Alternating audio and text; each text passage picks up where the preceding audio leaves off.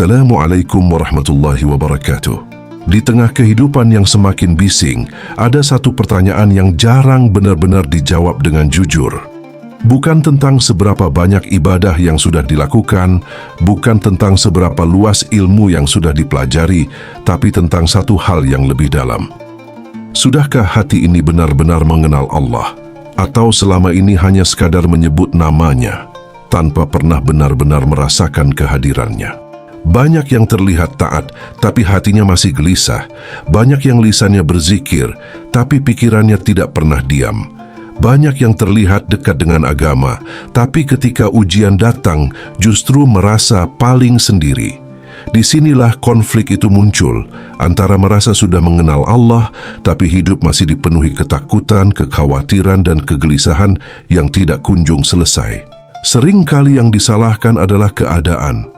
Rezeki yang terasa sempit, hidup yang terasa berat, atau jalan yang terasa buntu. Padahal bisa jadi, bukan hidup yang sedang menjauh, tapi hati yang belum benar-benar sampai. Karena mengenal Allah bukan hanya tentang tahu siapa Dia, tapi tentang merasakan bahwa tidak ada satu pun kejadian yang lepas dari kehendak-Nya. Ada yang sudah bertahun-tahun beribadah, tapi masih mudah marah ketika tidak dihargai, masih gelisah ketika kehilangan sesuatu, masih iri ketika melihat orang lain lebih berhasil. Lalu muncul pertanyaan yang tidak pernah diucapkan, tapi terasa di dalam hati. Jika benar sudah mengenal Allah, mengapa hati ini masih begitu mudah goyah? Di sisi lain, ada orang-orang yang mungkin tidak terlihat sempurna di mata manusia, tapi hatinya begitu tenang. Ujiannya berat, hidupnya sederhana, tapi tidak ada keluhan yang keluar. Seolah ada sesuatu yang tidak terlihat, yang membuatnya tetap kuat. Seolah ada hubungan yang tidak bisa dijelaskan dengan kata-kata, tapi nyata terasa di dalam dada. Inilah yang sering tidak disadari, bahwa mengenal Allah bukan tentang tampilan luar, bukan tentang pengakuan, bukan tentang terlihat paling benar, tapi tentang perubahan halus di dalam hati, tentang bagaimana seseorang memandang hidup, memandang ujian, dan memandang dirinya sendiri di hadapan Allah. Maka sebelum melangkah lebih jauh, sebelum merasa sudah sampai, ada baiknya berhenti sejenak dan melihat ke dalam. Bukan melihat seberapa banyak yang sudah dilakukan, tapi melihat apa yang sebenarnya dirasakan. Apakah hati semakin tenang atau justru semakin gelisah? Apakah semakin berserah atau justru semakin ingin mengendalikan segalanya? Karena tanda seseorang mulai mengenal Allah tidak selalu terlihat jelas, tapi pasti terasa. Tidak selalu bisa dijelaskan, tapi tidak mungkin dipungkiri. Dan di balik semua itu, ada perubahan yang perlahan, diam-diam, tapi mengubah cara hidup secara keseluruhan. Pada kesempatan kali ini akan dibahas satu persatu tanda seseorang sudah mengenal Allah. Bukan untuk menghakimi, bukan untuk membandingkan, tapi untuk menjadi cermin, agar setiap hati bisa melihat dirinya sendiri dengan jujur dan menemukan sejauh mana perjalanan ini sudah berjalan. Dan mungkin bisa jadi tanda-tanda ini sudah ada pada diri Anda selama ini yang tanpa disadari. Tanda pertama, hatinya menjadi tenang tanpa sebab dunia. Ada satu kondisi yang tidak bisa dibuat-buat, tidak bisa dipaksakan, dan tidak bisa dibeli dengan apapun. Ketika hati mulai tenang, bukan karena masalahnya selesai, bukan karena hidupnya tiba-tiba mudah, tapi karena ada sesuatu yang berubah di dalam dirinya. Banyak orang menunggu tenang setelah semuanya beres, setelah rezeki cukup, setelah masalah hilang, setelah hidup sesuai harapan. Tapi anehnya, semakin dikejar, ketenangan itu justru semakin menjauh. Karena selama ketenangan digantungkan pada dunia, maka selama itu pula hati akan terus bergantung pada sesuatu yang tidak pernah pasti. Disinilah perbedaannya mulai terasa. Seseorang yang mulai mengenal Allah tidak lagi menunggu dunia untuk merasa damai. Justru di tengah keadaan yang sama, di tengah tekanan yang sama, ada rasa lapang yang tidak bisa dijelaskan. Bukan karena tidak punya masalah, tapi karena hatinya tidak lagi dikuasai oleh masalah. Ketika kehilangan, hatinya tetap utuh. Ketika harapan tidak sesuai kenyataan, ia tidak hancur. Ketika hidup terasa sempit, ia tidak merasa terjepit.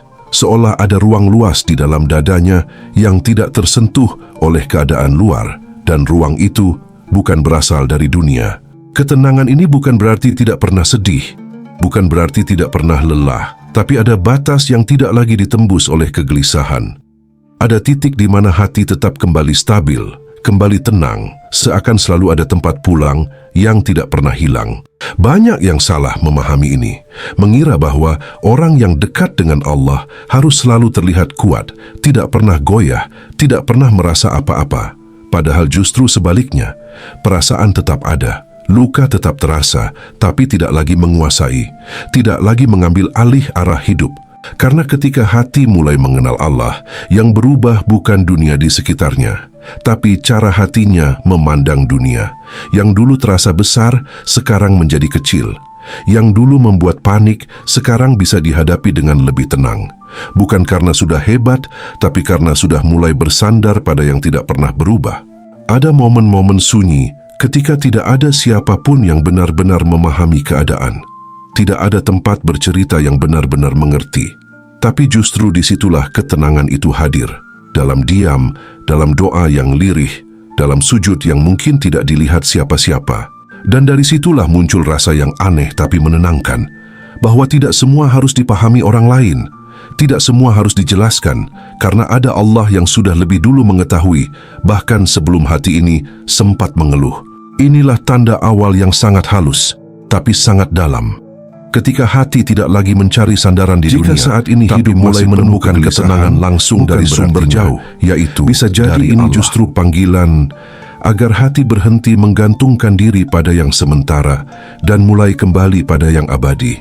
Karena pada akhirnya, ketenangan sejati tidak datang dari luar, tapi lahir dari hati yang sudah mulai mengenal siapa yang selama ini selalu dekat, tapi sering terlupakan. Tanda kedua, tidak lagi berlebihan mencintai dunia. Ada satu perubahan yang tidak selalu terlihat dari luar, tapi sangat terasa di dalam. Ketika dunia tidak lagi menjadi pusat segalanya, bukan berarti meninggalkan kehidupan, bukan berarti tidak bekerja, bukan berarti tidak punya keinginan, tapi ada yang bergeser pelan-pelan di dalam hati. Dulu, kebahagiaan sangat bergantung pada apa yang dimiliki. Ketika mendapatkan sesuatu, hati terasa naik. Ketika kehilangan, hati terasa jatuh, seolah nilai diri ditentukan oleh dunia yang terus berubah, dan tanpa disadari, hidup menjadi lelah. Karena terus mengejar sesuatu yang tidak pernah benar-benar bisa menggenggam hati dengan utuh. Namun ketika seseorang mulai mengenal Allah, cinta terhadap dunia mulai berubah arah. Dunia tidak lagi dipeluk dengan berlebihan, tidak lagi dijadikan sumber utama kebahagiaan. Ia tetap bekerja, tetap berusaha, tetap menjalani kehidupan seperti biasa. Tapi hatinya tidak lagi terikat. Ketika mendapatkan rezeki, ia bersyukur tanpa berlebihan. Ketika kehilangan, ia menerima tanpa hancur. Karena ia mulai sadar bahwa semua yang ada di dunia ini hanya titipan. Datang tanpa bisa ditahan, pergi tanpa bisa dicegah. Dan tidak ada satupun yang benar-benar bisa dimiliki selamanya. Di titik ini, perlahan rasa takut mulai berkurang. Takut kehilangan, takut gagal, takut tidak diakui. Semua itu mulai melemah karena hati tidak lagi menggantungkan harga dirinya pada dunia. Ada sesuatu yang lebih kuat yang mulai menjadi pegangan. Sesuatu yang tidak bisa diambil oleh keadaan apapun. Banyak yang mengira mencintai dunia adalah sesuatu yang wajar, memang benar. Tapi yang sering tidak disadari adalah ketika cinta itu berlebihan, ia berubah menjadi beban, membuat hati gelisah, membuat hidup terasa sempit, membuat pikiran tidak pernah tenang, karena dunia pada dasarnya tidak pernah salah. Yang menjadi masalah adalah ketika hati menjadikannya tujuan utama. Ketika semua diukur dari dunia, maka hidup akan terus merasa kurang.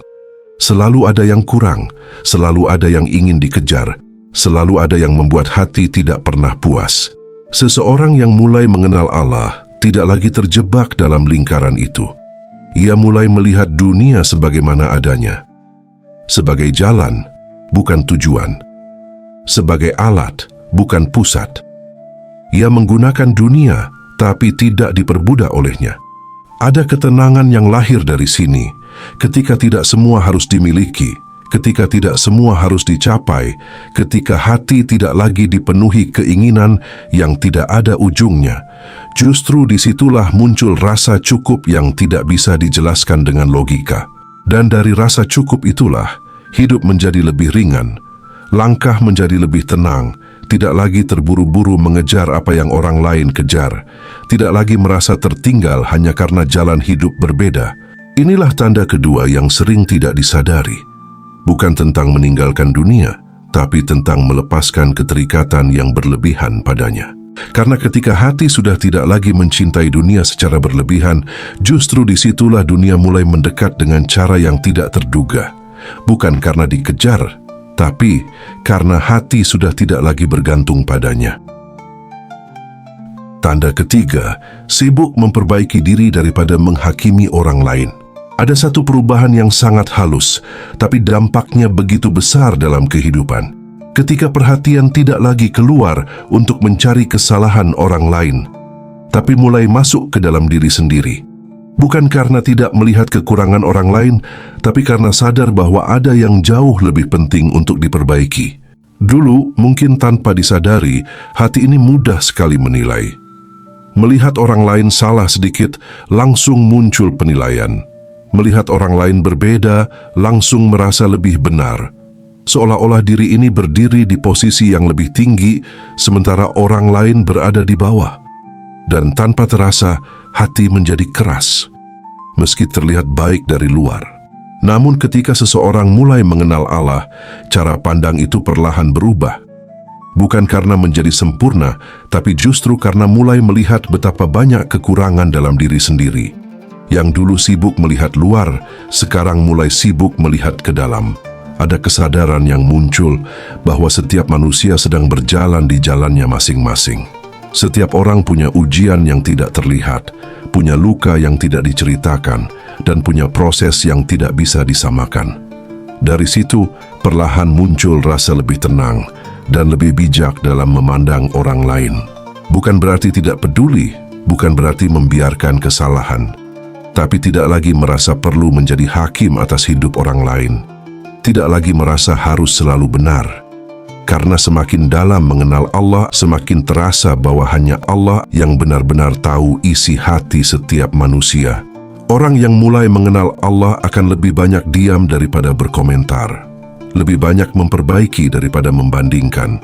Lebih banyak merenung daripada menyalahkan. Karena ia tahu, waktu yang dimiliki terlalu berharga jika hanya digunakan untuk melihat kekurangan orang lain. Ada momen di mana seseorang mulai tersadar bahwa selama ini terlalu sibuk mengoreksi dunia tapi lupa mengoreksi dirinya sendiri.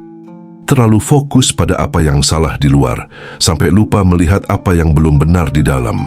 Dan dari kesadaran itu lahirlah sikap yang berbeda.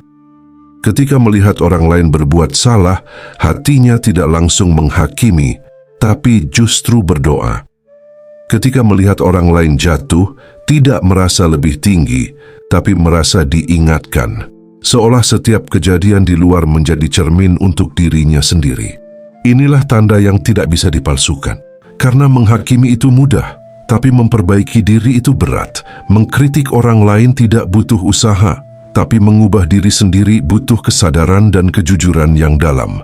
Ketika hati lebih sibuk memperbaiki diri, maka perlahan kesombongan mulai runtuh. Rasa ingin terlihat benar mulai hilang. Dan digantikan dengan kerendahan hati yang lahir secara alami. Bukan dibuat-buat, tapi tumbuh dari pemahaman yang dalam. Karena pada akhirnya, perjalanan menuju Allah bukan tentang siapa yang paling benar di mata manusia, tapi tentang siapa yang paling jujur melihat dirinya sendiri di hadapan Allah. Tanda keempat, merasa diawasi meski tidak ada manusia yang melihat. Ada satu keadaan batin yang tidak bisa dilihat oleh siapapun, tapi sangat menentukan arah hidup seseorang. Ketika tidak ada satupun manusia di sekitar, tidak ada yang menilai, tidak ada yang mengawasi, tapi hati tetap menjaga diri, bukan karena takut pada manusia, tapi karena ada kesadaran yang hidup di dalam dada, Dulu mungkin kebaikan sering dilakukan karena ingin dilihat, menahan diri karena takut dinilai buruk, berbuat baik karena ada yang memperhatikan. Tapi ketika tidak ada siapa-siapa, batas itu seringkali hilang, seolah tidak ada yang perlu dijaga. Namun ketika seseorang mulai mengenal Allah, ada sesuatu yang berubah secara mendasar. Ia mulai merasa tidak pernah benar-benar sendiri. Bahkan dalam keadaan paling sepi sekalipun, ada rasa bahwa dirinya tetap berada dalam pengawasan yang tidak terlihat, tapi sangat nyata. Ini bukan rasa takut yang menekan, tapi kesadaran yang menenangkan sekaligus menjaga bahwa setiap ucapan, setiap tindakan, bahkan setiap niat di dalam hati tidak pernah luput. Dan dari sinilah muncul kehati-hatian yang alami, bukan karena dipaksa, tapi karena sadar. Ketika ingin melakukan sesuatu yang tidak baik, ada suara halus yang menahan. Bukan suara keras yang memaksa, tapi cukup untuk membuat hati berpikir ulang. Seolah ada yang mengingatkan bahwa apapun yang dilakukan tidak pernah benar-benar tersembunyi. Di saat yang sama, ketika melakukan kebaikan yang tidak diketahui siapapun, hatinya justru terasa lebih tenang. Tidak butuh pengakuan, tidak butuh pujian.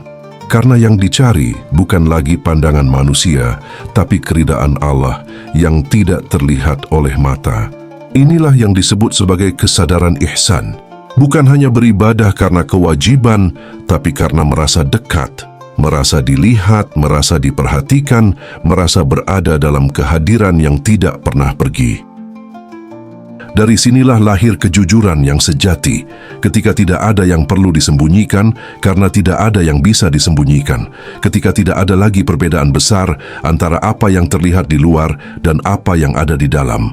Orang yang mulai mengenal Allah tidak hanya baik di depan manusia, tapi juga tetap menjaga diri saat sendirian. Tidak hanya terlihat benar, tapi juga berusaha benar dalam keadaan apapun. Karena yang menjadi ukuran bukan lagi manusia, tapi hubungan yang lebih dalam dengan Allah. Ada ketenangan yang lahir dari sini.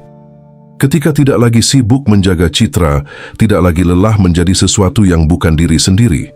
Karena yang dijaga bukan penilaian manusia, tapi kejujuran hati di hadapan Allah. Dan dari kesadaran ini, hidup menjadi lebih terarah. Setiap langkah lebih hati-hati, setiap pilihan lebih dipertimbangkan, bukan karena takut salah di mata manusia, tapi karena ingin tetap dekat dengan Allah dalam setiap keadaan.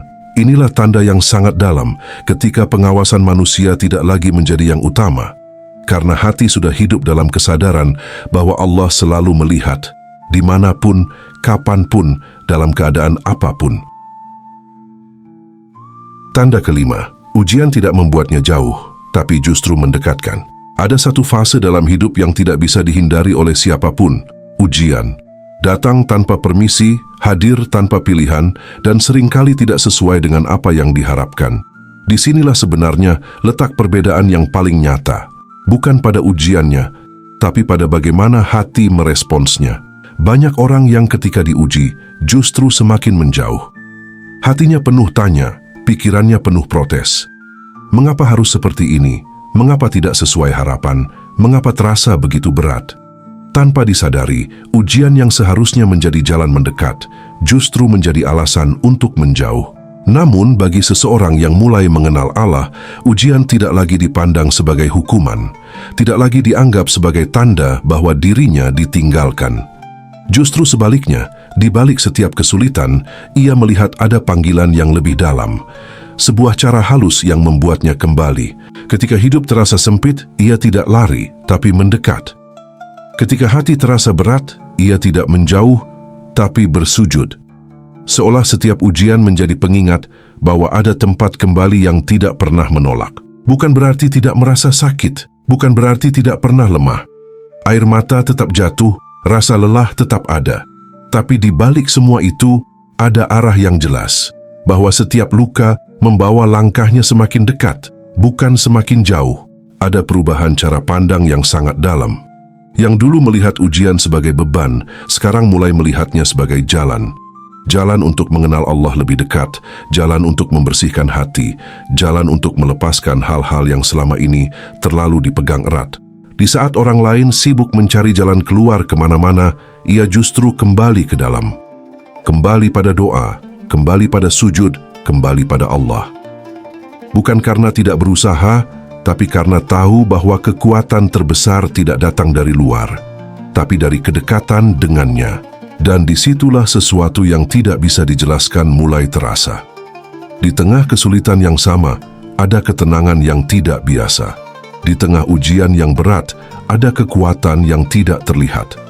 Seolah ada yang menenangkan dari dalam, tanpa harus mengubah keadaan di luar. Inilah tanda yang sangat dalam, ketika ujian tidak lagi memutus hubungan, tapi justru menguatkannya.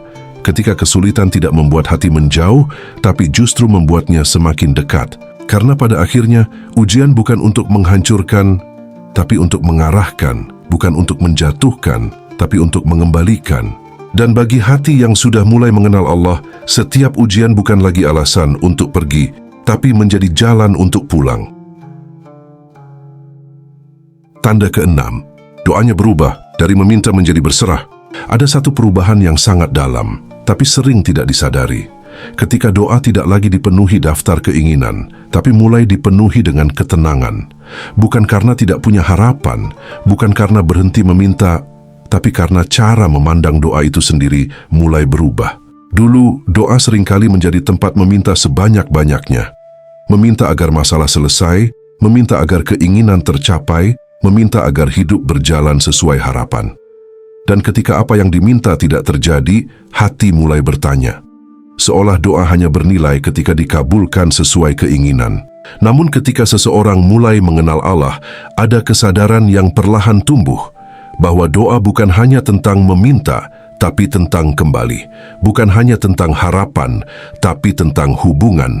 Doanya tidak lagi penuh desakan, tapi mulai dipenuhi dengan penyerahan. Bukan berarti berhenti berharap, tapi lebih dalam dari itu. Ia tetap berdoa, tetap berharap, tapi hatinya tidak lagi memaksa hasil. Ada kepercayaan yang mulai tumbuh, bahwa apapun yang Allah tetapkan selalu memiliki makna yang lebih luas dari apa yang bisa dipahami saat ini. Kalimat doanya mungkin sederhana, tapi terasa lebih dalam. Bukan lagi sekadar ingin ini dan itu, tapi lebih kepada serahkan semuanya kepada Allah. Biarkan Allah yang memilihkan, biarkan Allah yang mengatur, biarkan Allah yang menentukan apa yang terbaik. Disinilah letak ketenangan itu muncul. Ketika tidak semua harus sesuai keinginan, ketika tidak semua harus dipahami sekarang, ketika hati tidak lagi gelisah hanya karena hasilnya belum terlihat. Ada pergeseran yang sangat halus. Dari ingin mengendalikan, menjadi rela diarahkan. Dari ingin menentukan, menjadi siap menerima. Dan dari sinilah doa menjadi sesuatu yang berbeda. Bukan lagi sekadar permintaan, tapi menjadi bentuk kedekatan yang menenangkan. Seseorang yang mulai mengenal Allah tidak berhenti berdoa, justru doanya menjadi lebih hidup, lebih jujur, lebih dalam, dan lebih tenang. Karena ia tahu, yang terpenting bukan hanya apa yang diminta, tapi kepada siapa ia meminta. Dan ketika hati sudah sampai di titik ini, ada rasa percaya yang tidak mudah goyah, bahwa tidak ada satupun doa yang sia-sia, bahwa setiap harapan didengar, dan bahwa setiap jawaban, baik cepat atau lambat, sesuai atau tidak, selalu membawa kebaikan yang mungkin belum terlihat. Inilah tanda keenam yang sangat lembut, tapi sangat kuat. Ketika doa tidak lagi hanya tentang mendapatkan apa yang diinginkan, tapi tentang menyerahkan diri sepenuhnya kepada Allah. Karena pada akhirnya, bukan semua yang diminta harus dikabulkan, tapi semua yang diserahkan akan selalu dijaga. Tanda ketujuh, ada rindu yang tidak bisa dijelaskan. Ada satu rasa yang datang tanpa diundang, hadir tanpa sebab yang jelas, dan seringkali tidak bisa dijelaskan dengan kata-kata. Bukan rindu kepada manusia, bukan rindu kepada tempat, tapi sesuatu yang lebih dalam, yang terkadang membuat hati terasa penuh, tapi juga kosong di saat yang sama. Di tengah kesibukan, tiba-tiba hati terasa hening. Di tengah keramaian, ada rasa sepi yang tidak biasa. Bukan sepi karena tidak punya siapa-siapa, tapi sepi yang seolah memanggil, mengajak untuk kembali pada sesuatu yang tidak terlihat, tapi terasa sangat dekat. Inilah rindu yang sering tidak dipahami, rindu yang tidak memiliki bentuk tapi memiliki arah, rindu yang tidak bisa dijelaskan dengan logika tapi terasa nyata di dalam dada, dan anehnya semakin dicari di luar semakin tidak ditemukan. Seseorang yang mulai mengenal Allah akan merasakan ini, bukan setiap waktu, tapi pada momen-momen tertentu yang sangat dalam. Ketika mendengar ayat, ketika berada dalam sujud, atau bahkan ketika hanya diam tanpa melakukan apa-apa. Tiba-tiba hati terasa ingin dekat, ingin kembali, tanpa tahu harus bagaimana menjelaskannya. Ada keinginan untuk lebih sering berdiam, lebih sering menyendiri, bukan untuk menjauh dari dunia, tapi untuk mendekat pada sesuatu yang selama ini terasa jauh. Padahal sebenarnya sangat dekat, lebih dekat dari apapun yang bisa dilihat. Rindu ini tidak membuat gelisah seperti rindu pada dunia. Justru sebaliknya, rindu ini menenangkan. Meski kadang terasa berat, tapi di dalamnya ada kehangatan yang tidak bisa ditemukan di tempat lain. Seolah hati sedang ditarik perlahan menuju sumbernya. Banyak yang tidak menyadari bahwa rindu ini adalah tanda bahwa hati mulai hidup, tanda bahwa ada hubungan yang mulai terbangun, tanda bahwa jiwa tidak lagi puas hanya dengan dunia dan mulai mencari sesuatu yang lebih hakiki. Di saat orang lain sibuk mengejar dunia, hati ini justru sering merasa ingin berhenti, ingin diam sejenak, ingin menyebut nama Allah lebih lama, ingin berada dalam suasana yang membuatnya merasa dekat, meski tidak ada yang bisa dilihat dengan mata. Dan disitulah perlahan muncul pemahaman yang tidak diajarkan, tapi dirasakan. Bahwa rindu ini bukan beban, tapi panggilan, bukan kelemahan, tapi petunjuk. Bahwa ada sesuatu yang sedang menunggu untuk didekati, bukan dijauhi. Inilah tanda yang paling dalam, ketika hati tidak lagi hanya hidup untuk dunia, tapi mulai merasakan panggilan untuk kembali kepada Allah. Karena pada akhirnya, setiap jiwa pasti akan pulang, dan rindu ini adalah tanda bahwa hati sudah mulai menemukan arah jalannya pulang. Dan pada akhirnya, dari semua tanda yang telah dibahas, perlahan mulai terlihat satu benang merah yang sama, bahwa mengenal Allah bukan tentang seberapa banyak yang diketahui, tapi tentang seberapa dalam hati berubah. Bukan tentang terlihat lebih baik di mata manusia, tapi tentang menjadi lebih jujur di hadapan Allah. Ketenangan yang tidak bergantung pada dunia, cinta yang tidak lagi berlebihan pada yang sementara. Kesibukan memperbaiki diri, kesadaran selalu diawasi, ujian yang justru mendekatkan, doa yang berubah menjadi penyerahan, dan rindu yang tidak bisa dijelaskan. Semua itu bukan sesuatu yang instan, bukan sesuatu yang bisa dipaksakan, tapi tumbuh perlahan, dalam diam, dalam proses yang seringkali tidak terlihat oleh siapapun. Dan mungkin tidak semua tanda itu sudah terasa sepenuhnya. Mungkin baru satu atau dua, atau bahkan baru mulai menyadari. Tapi disitulah perjalanan ini dimulai, bukan dari kesempurnaan, tapi dari kesadaran. Jika salah satu dari tanda itu pernah terasa, sekecil apapun, silahkan tulis di komentar angka 77. Bukan sekadar angka, tapi simbol perjalanan. Angka 7 adalah lambang kedalaman dan lapisan. Ada 7 lapis langit, 7 lapis bumi, 7 putaran dalam thawaf, dan 7 langkah sa'i antara Syafa dan Marwah.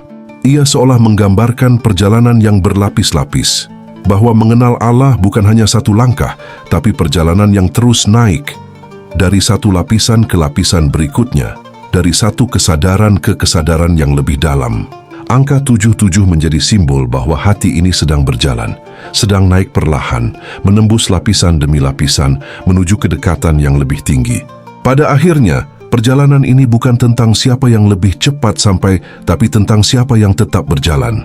Tidak perlu terlihat sempurna, tidak perlu diakui siapapun, karena yang dicari bukan pandangan manusia, tapi kedekatan dengan Allah yang selalu ada, bahkan ketika sering dilupakan. Semoga setiap langkah yang kecil, setiap kesadaran yang sederhana menjadi jalan untuk semakin dekat, dan semoga hati ini perlahan menemukan ketenangan yang selama ini dicari. Wassalamualaikum warahmatullahi wabarakatuh.